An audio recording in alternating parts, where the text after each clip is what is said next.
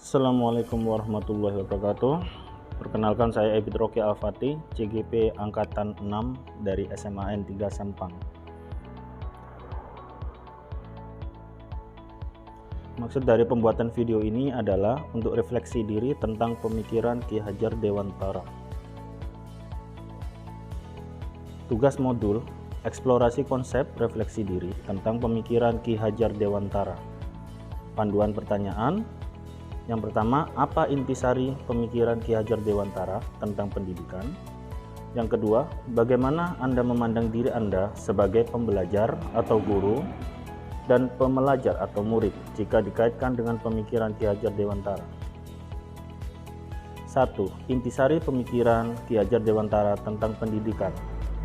Ki Hajar Dewantara yang biasa disebut KHD mengatakan pendidikan dan pengajaran merupakan usaha persiapan dan persediaan untuk segala kepentingan hidup manusia, baik dalam hidup bermasyarakat maupun hidup berbudaya dalam arti yang seluas-luasnya.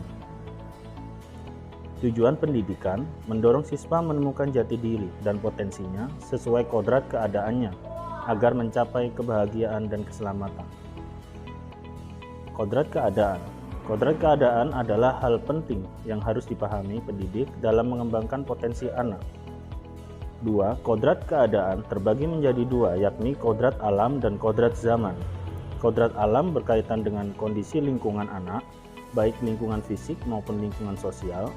Misalnya, anak di wilayah perkotaan nan gemerlap seperti Jakarta tentu memiliki kodrat alam berbeda dengan anak di wilayah pedesaan.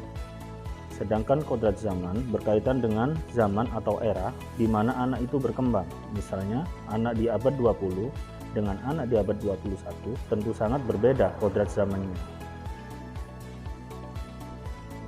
Anak di abad 21 harus siap dengan persaingan industri 4.0 yang mengedepankan kepada iptek.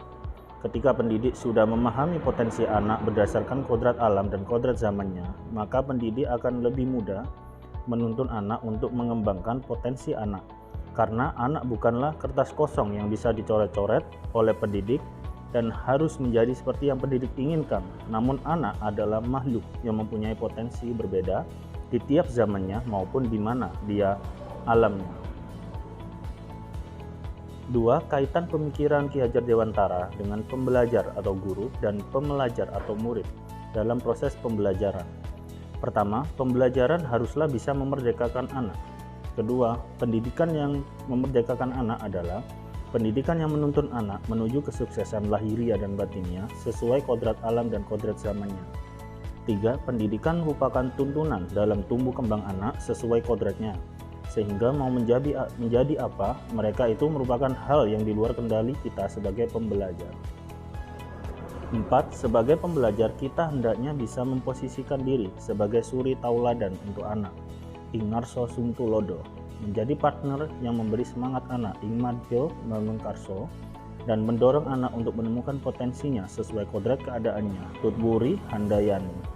Pembelajar yang hebat adalah yang tidak hanya mengajar tentang materi yang bersifat kognitif, namun juga mendidik anak untuk memiliki budi pekerti yang baik. Budi pekerti merupakan perpaduan antara cipta kognitif, karsa afektif, sehingga menciptakan karya atau psikomotor. Sehingga kita, pendidik, mampu menuntun anak memiliki jiwa budi pekerti yang baik, maka anak akan menjadi pribadi yang bijaksana dan merdeka.